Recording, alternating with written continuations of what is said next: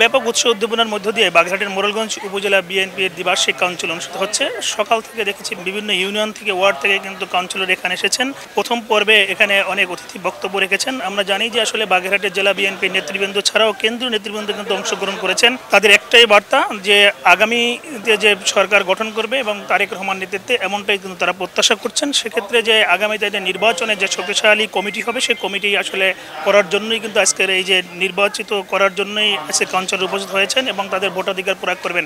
দীর্ঘ 17টি বছর পরে আজকে যে দিনটা আমরা পেয়েছি, আমরা ঈদের থেকে অনেক উৎসব উপভোগ করতেছি। আজকে যে সম্মেলন মানে সবল সম্মত হোক, অথবা আমরা এটাই চাই।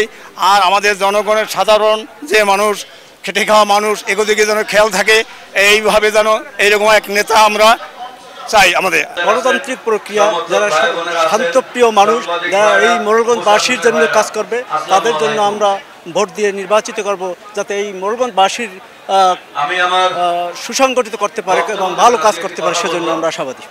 সরকারের আমলে আমরা কোনো জায়গায় কোনো রকমের ভোটাধিকার প্রয়োগ করতে পারি না।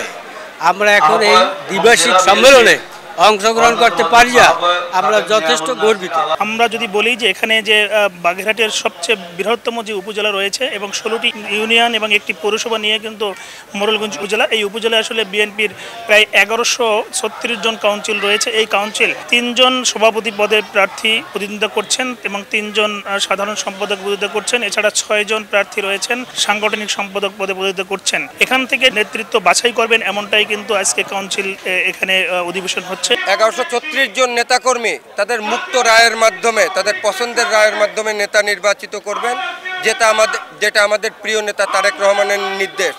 আমি আশা করি এর মাধ্যমে এই মোরেলগঞ্জে একটি শক্তিশালী বিএনপি, একটি ঐক্যবদ্ধ বিএনপি এই অঞ্চলে প্রতিষ্ঠিত হবে, যার মাধ্যমে আগামী দিনে যে নির্বাচনী কার্যক্রম আসছে, এই কার্যক্রমে ধানের শীষ প্রতীক অনেক বেশি এগিয়ে যাবে বলে আমি মনে করি। গণতান্ত্রিকভাবে যার ভোট সে দেবে, যাকে খুশি তাকে দিবে, সেই নিয়ম মেনে আমরা আজকে তারই ধারাবাহিকতায় মোরেলগঞ্জের উপজেলার দ্বিবার্ষিক সম্মেলন আমরা করছি। সকাল থেকেই যে নেতাকর্মীরা জড়ো হয়েছেন, তারা কিন্তু তাদের দিক নির্দেশনা শুনেছেন এবং তারা কিন্তু সেই নির্দেশনা দিয়েছেন কেন্দ্রীয় নেতৃবৃন্দ কীভাবে ভোটাধিকার প্রয়োগ করবে, আগামী কীভাবে নেতৃত্ব যাবে বিএনপির এবং গঠনতন্ত্র প্রক্রিয়া এবং গতিশীল আসবে দলের মধ্যে। এই ছিল আমার কাছে বাগেরহাটের মোরেলগঞ্জ উপজেলা থেকে বিএনপির দ্বিবার্ষিক সম্মেলনের সবশেষ খবর। আলী আকবর টুটুল, সময় সংবাদ, বাগেরহাট।